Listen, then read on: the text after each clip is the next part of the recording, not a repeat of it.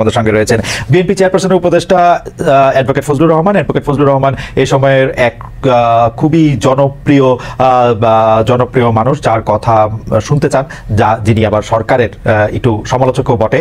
তবে আমরা অ্যাডভোকেট ফজলুর রহমান আপনার সময়ের জন্য আপনি আমাদের সঙ্গে এসেছেন, সেজন্য আমাদের কৃতজ্ঞতা আপনি জানবেন। সাথে আরো রয়েছেন ব্যারিস্টার রুমিন ফারহানা। ব্যারিস্টার ফারহানা, আপনাকে আমাদের অনুষ্ঠানে স্বাগত জানাই। আপনি আমাদের সাথে যুক্ত হয়েছেন, সেজন্য আমাদের শুভেচ্ছা ও কৃতজ্ঞতা জানবেন। অনেকগুলো বিষয় নিয়ে আমরা যেহেতু আলোচনা করতে চাই, আমরা কিছু বিষয় নিয়ে আপনাদের দুজনের কাছে একই প্রশ্ন করতে চাই আমি, যে আপনি আওয়ামী লীগের এজেন্ট। কেউ বলছেন আপনি বিএনপিকে আওয়ামীকরণ করতে চাইছেন। আমাদের প্রশ্ন, আপনি যেভাবে বক্তব্য রাখছেন সম্প্রতি, এই বক্তব্য কি আপনার দল আপনাকে সমর্থন করছে কিনা, বা আপনার দলের পক্ষ থেকে কেউ কোনো কিছু বলছে কিনা? অনেক সময় মনে হচ্ছে যে আপনি আওয়ামী লীগের ভয়েসে বা কণ্ঠে কথা বলছেন, বা আওয়ামী লীগের সুরে সুর মিলিয়ে কথা বলছেন। ফজলু ভাই, আপনি যদি আমাদের একটু বলতেন। আমি আওয়ামী লীগের সুরে কথা বলি, আমার দলকে আওয়ামীকরণ করার চেষ্টা করছি, এত বড় মানুষ যে আমি যদি আমার দলের বিরুদ্ধে কথা বলতাম, তাহলে তো আমার দল তো একদিন আমাকে জিজ্ঞাসা করতো। আপনারা কি কোনো পত্রিকায় বা কোনো টকশোতে বা কোনো ইউটিউবে দেখেছেন যে আমার দল আমাকে জিজ্ঞাসা করেছে যে আপনি কেন এইরকম কথা বলেন?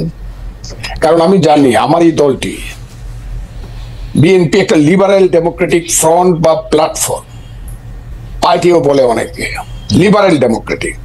এই দলটি গড়ে উঠেছে একজন নেতার নামে, বা একজন নেতা যার নাম শহীদ প্রেসিডেন্ট জিয়াউর রহমান। উনি দলটি প্রথমে উদ্যোগ নিয়ে গঠন করেছিলেন। তখন আমি ওই দলে ছিলাম না, এটা না থাকাটা কোনো অপরাধ না। আমি তখন ছাত্রলীগের প্রেসিডেন্ট ছিলাম, বা ছাত্রলীগ করতাম, বা আওয়ামী লীগ পন্থী বা বঙ্গবন্ধু, সেটা ভিন্ন ব্যাপার। কিন্তু আমি আওয়ামী লীগ ছেড়ে যখন আমি বিএনপিতে গেলাম, সবকিছু জেনে শুনেই বিএনপি আমাকে ওখানে নিয়েছে।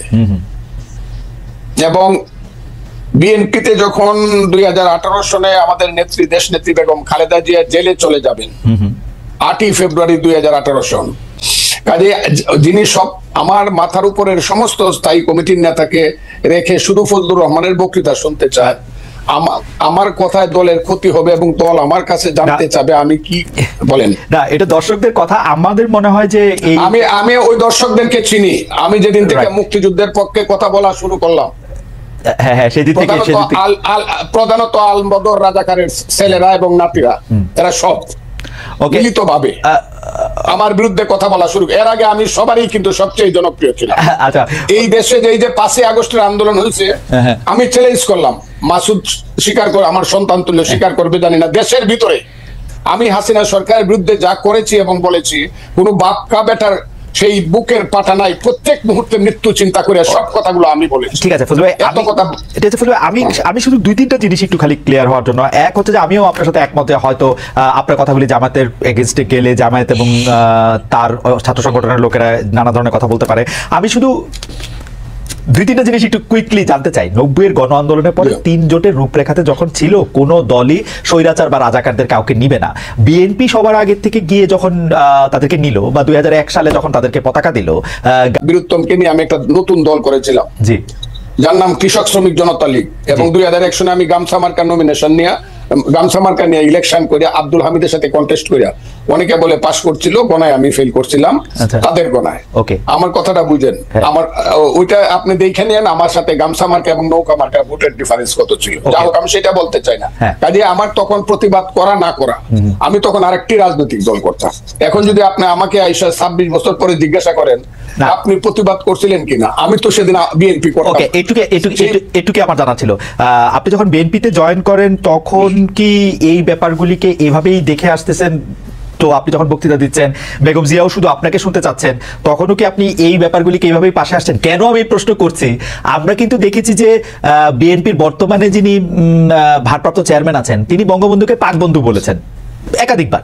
তো সেইটা আপনার রাজনীতির সাথে, তখন তারেক রহমান সাহেব দেশে ছিলেন না। ওকে, আমি যখন বিএনপিতে গেছি, দুনিয়ার কেউ বিএনপি করে না। 2006 সনের নভেম্বরের পরে, আমার কথাটা খুব বুঝার চাই, কেউ বিএনপি করে না। জামাতও বিএনপি থেকে সরে গেছে। আমি যখন বিএনপিতে গেছি, তখন তারা দূরে দূরে চলে গেছে, 1-11 আইসা গেছে। আমার কথাটা বুঝেন, আমি তখন কিন্তু বিএনপিতে গেছি দুঃসময়ে, এবং আমি সব কথা বলে গেছি। আমার কথাটা খুব ক্লিয়ার।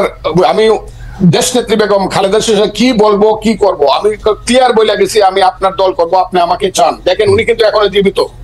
কাজে উনি কথাটা লন্ডন থেকেও শুনবেন, সবাই শুনবে। আমি ওনাকে বলছি, আপনাকে আমি সাংঘাতিক পছন্দ করি, মারাত্মক ভাবে। যখন আমি ছাত্রলীগের প্রেসিডেন্ট ছিলাম তখন আপনাকে আমি ভীষণ পছন্দ করতাম, আপনার নিজস্ব চিন্তাধারার জন্য। আপনি সব মানুষকে সম্মান করেন। তবে নেত্রী, আপনি যদি আমাকে নেন, একটা কথা বলে দেয়, আমি কোনো কারণে মুক্তিযুদ্ধের আদর্শের বাইরে যাব না, মুক্তিযুদ্ধের আদর্শের বাইরে যাব না। আমার মতো করে আমি কথা বলবো। এতে যদি আপনি আমাকে নেন, নিবেন, না হলে নিয়েন না। আমি সব কথা বলেই গেছি। কিন্তু আপনারা, আমার মনে হয় যে ফজলু ভাইয়ের কথা আমরা সবসময় শুনে আসতেছি, দর্শকরাও আজকে একটা পরিষ্কার হলেন। আমি ফজলু ভাই, আমি একটু প্রশ্নটা আপনাকে করে রাখি। আপনি মুক্তিযুদ্ধের আদর্শের বাইরে না যাওয়ার ব্যাপারে আপনার একটা স্পষ্ট অবস্থান আছেন এবং একটা জোরালো অবস্থান আছে। আমি আপনাকে প্রশ্ন করতে চাই যে 53 বছর পার হয়েছে মুক্তিযুদ্ধের পরে, 54 বছর টু বি এক্সাক্ট, মানে নাম্বারের দিক দিয়ে, মুক্তিযুদ্ধের আদর্শের বাইরে বা মুক্তিযুদ্ধের আদর্শের ভিতরে আপনি বাংলাদেশকে কতক্ষণ দেখেছেন, কোন সময়টাকে আপনি মুক্তিযুদ্ধের আদর্শের ভিতরে দেখেছেন, সেটা আমরা একটু। আমি এই সরকারের বিরুদ্ধে ক্রিটিক্যাল।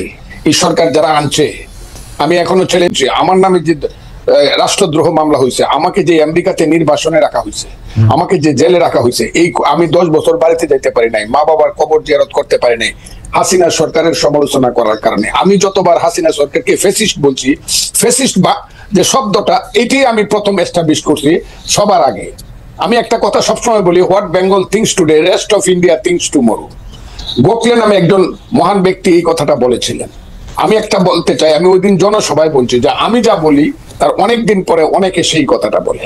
এই সরকার ক্ষমতায় আসার পিছনে, ক্ষমতায় বলবো না, দায়িত্ব পাওয়ার আসার পিছনে আমারও অনেক বেশি প্রচেষ্টা আছে, জীবন মৃত্যুর খেলা আছে। আমার ছেলেগুলো রাত্র 3টার সময় বাইরে হয়ে গেছে, খুঁজে পাইনি, 5 দিন বাসায় আসে নাই। এগুলো আমরা মাঠেও ছিলাম, বক্তব্য ছিলাম। ফ্রান্স বিপ্লব যে হয়েছে, বিপ্লবের কয়জন নেতার নাম আপনি বলতে পারবেন? কিন্তু ভলটেয়ার, রুশো, যারা ফিলোসফিক্যালি মানুষকে উদ্বুদ্ধ করছে, তাদের নাম বলতে পারবেন। এই দেশে যারা হাসিনার বিরুদ্ধে আদর্শগতভাবে মানুষকে উদ্বুদ্ধ করছে, আমি দাবি করি তার মধ্যে আমি শুধু একজন না, সবার মধ্যে আমি অন্যতম। আর বেশি বললাম না, বললে আবার নিজের ব্যাপারে বেশি ডুল পিটানো হয়। আমি প্রত্যেকদিন বলতাম আমার ওয়াইফকে, যে কোনো সময় আমি মরতে পারি, তুমি বিধবা হইতে পারো, ছেলেরা এরকম হইতে পারে, ভয় পাইবা না। এইসব কথা আমি আপনাকে বলি। আওয়ামী লীগের বিরুদ্ধে আমি যে ফাইট, আওয়ামী লীগ মানে 15 বছর হাসিনার বিরুদ্ধে, 15 বছর না,